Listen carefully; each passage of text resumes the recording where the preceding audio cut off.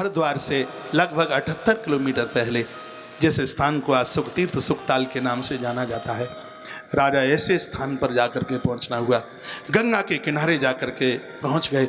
ऋषि लोग गिर गुहाओं से कंदराओं से चल के आ गए, राजा के पास आए। राजा ने रो रो करके सबका आदर किया, मान किया, सम्मान किया। राजा अपने प्रायश्चित के लिए निकल करके आया, आंख में आंसू थे। देवश्री नारद जी भी वहां थे। नारद जी ने उन महात्माओं को कहा था राजा को श्राप लगा है, कैसे भी राजा को बचा लिया जाए। तो उन महात्माओं ने कहा कि हम राजा का कल्याण नहीं कर पाएंगे, ये हमसे ज़्यादा तपस्वी है। हम तो पानी भी पी लेते हैं, जल का घूंट भी ले लेते हैं, लेकिन राजा जब से घर छोड़ करके आया है तब से राजा ने एक घूंट पानी भी नहीं पिया। श्रीमद् भागवत के 10वें स्कंद के प्रथम अध्याय के 17वें श्लोक में गुरुदेव सुखदेव मुनि ने राजा परीक्षित को कहा था, परीक्षित प्यास लगी होगी पानी पी लो। 11वें स्कंद में भी फिर कहा प्यास लगी होगी पानी पी लो। 12वें स्कंद के 3रे अध्याय में कहा प्यास लगी होगी पानी पी लो। लेकिन परीक्षित राजा ने कहा गुरुदेव मुझे बार बार आप पानी पीने की मत कहिए, मैं जल नहीं पीऊंगा, क्योंकि उस दिन भी तो मुझे प्यास ही तो लगी थी जिस दिन मैंने एक साधु का अपमान कर दिया। मैं प्रायश्चित कर रहा हूं, जब तक जिंदा रहूंगा तब तक मैं पानी का घूंट नहीं पीऊंगा। का प्यास नहीं लगती? कहा गुरुदेव आपकी सरस कथा के द्वारा मेरा कान से लेकर के कंठ तक गीला हो रहा है। आपकी कथा के द्वारा मुझे प्यास और भूख की कोई बिल्कुल मुझे चिंता ही नहीं है। ऐसा परीक्षित आज गंगा के किनारे महात्माओं के सम्मान में आंखों में आंसू लेता हुआ बैठा हुआ है। गुरुदेव मेरा कल्याण करो, गुरुदेव मेरा कल्याण करो। देवश्री नारद जी सबको पूछते हैं, कोई भी परीक्षित राजा को कथा सुनाने को, कल्याण करने को तैयार नहीं है। क्या अद्भुत कथा है, क्या अद्भुत कथा। स्कंद पुराण का एक छोटा सा चरित्र आपके बीच में रख रहा हूँ, भागवत जी में नहीं है लेकिन स्कंद पुराण में है। वो क्या कथा है? देवश्री नारद जी परीक्षित के कल्याण के लिए गंगा के किनारे निकल पड़े और चलते चलते ये सोचते हुए जा रहे हैं कौन किस महात्मा को पकड़ करके लाऊं जो परीक्षित राजा का उद्धार करे, कल्याण करे। वो चलते चलते जा रहे हैं, कोई दिखता नहीं है, जो दिखता है वो राजा को बचाने को तैयार नहीं। और वो 7 कोस गंगा के किनारे चलते चलते आगे चले तो एक अवधूत महापुरुष 16 वर्ष जिसकी आयु होगी, घुंघरालू जिसके बाल थे और सुख जैसी तोते जैसी जिसकी नासिका थी, तब नारद को लगा कि मुझे लगता है कि इस महापुरुष का अवतार राजा को बचाने के लिए हुआ है। नारद जी ने जाकर के प्रणाम किया और कहा गुरुदेव मैं आपसे प्रार्थना करने के लिए आया हूं, और प्रार्थना ये है, हस्तिनापुर का नरेश परीक्षित राजा आज साधु श्राप के द्वारा बेचारा भटक रहा है, छटपटा रहा है, आप कैसे भी उसका कल्याण कीजिए। तो उस साधु ने कहा कि जिसने साधु का अपमान किया है उसको दंड का भागीदार होना ही चाहिए, चलिए यहाँ से, मैं तुम्हारी एक नहीं सुनूंगा। नारद जी खामोश रह गए। नारद जी ने कहा गुरुदेव मैं आपको एक प्रश्न कर सकता हूँ? तो उस महात्मा ने कहा बोलिए क्या बात है? कहा मैं आपसे पूछना चाहता हूं कि रास्ते में एक अंधा कुआं हो, बहुत गहरा कुआं हो, और उस कुएं के किनारे कोई आंख वाला व्यक्ति बैठा हो, और उसी रास्ते में कोई अंधा व्यक्ति जा रहा हो और कुआं आगे है।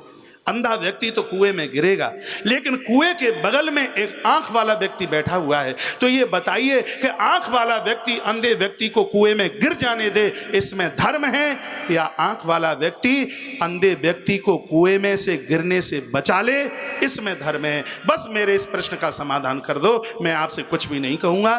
तो उस महात्मा ने कहा यदि कुएं के किनारे कोई आंख वाला व्यक्ति बैठा है और अंधा व्यक्ति कुएं में गिरने की तरफ जा रहा है तो धर्म यही है कि आंख वाले व्यक्ति को चाहिए कि अंधे व्यक्ति को वो कुएं में से गिरने से बचा ले। नारद जी ने कहा मेरे प्रश्न का समाधान हो गया और गुरुजी मैं जा रहा हूं। साधु ने कहा सो कैसे समाधान हो गया, बताइए कैसे समाधान हो गया? कहा गुरुदेव संसार एक कुआं है, संसार रूपी कुएं के किनारे व्यास पुत्र भगवान सुखदेव आंख वाले महापुरुष बैठे हुए हैं। राजा परीक्षित तो अंधा ही है, अहंकार ने उसे अंधा कर दिया। अंधा ना होता तो एक साधु का अपमान वो क्यों करता? आज वो संसार के दलदल में गिरने वाला है, लेकिन ये उसका सौभाग्य है कि जिस संसार के कुएं में वो गिरने वाला है, वो संसार रूपी कुएं के किनारे व्यास नंदन भगवान सुखदेव आंख वाले महापुरुष बैठे हैं। अब ये आप सोच लो कि राजा को भवसागर के कुएं में गिर जाने दोगे या उसको बचा लोगे? इतना कहा तो उसी समय भगवान सुखदेव जयदेव खड़े हो गए और कहा कि मैं संकल्प लेता हूं राजा परीक्षित की दुर्गति नहीं होने दूंगा। आकाश से फूल पुष्पों की वृष्टि, जय जयकारे की ध्वनि होने लगी। उसी समय देवसी नारद जी के सामने भगवान सुखदेव चलने लगे। महात्माओं का बहुत बड़ा समुदाय वहां पर बैठा हुआ था। सुखदेव मुनि को देख करके सब लोग खड़े हो गए, फूलों की वर्षा होने लगी। पराशर महात्मा ने अपनी जटाओं को खोल करके बिछा दिया और आज अपने प्रपात्र को कंठ से लगाया और आज परीक्षित राजा ने एक सुंदर सा बलकल आसन डाल दिया। उस पर सुखदेव मुनि बैठे और अपना अंतिम प्रश्न सुखदेव भगवान के सन्मुख, जो परीक्षित राजा ने अपनी जिंदगी का अंतिम प्रश्न रखा, वो प्रश्न मेरा भी है और वो प्रश्न आपका भी है और वो प्रश्न हर एक तीसरे व्यक्ति का भी है। परीक्षित राजा का कौन सा प्रश्न था? परीक्षित राजा कहते हैं, गुरुम ताम प्रक्षामि, हे गुरु मैं आपसे पूछना चाहता हूँ, क्या आपकी अनुमति है? सुखदेव मुनि ने कहा, बोलिए। यह मेरे मानस यत कार्यम ये श्रोतव्यम यत जाप्यम स्मृतम भजनीयम च यत तद ब्रूहि। मैं आपसे पूछना चाहता हूँ, यदि किसी व्यक्ति की मृत्यु नज़दीक हो तो उसको भजन करना चाहिए या उसको सुनना चाहिए या उसको स्मरण करना चाहिए, तीन कार्यों में से वो क्या करे?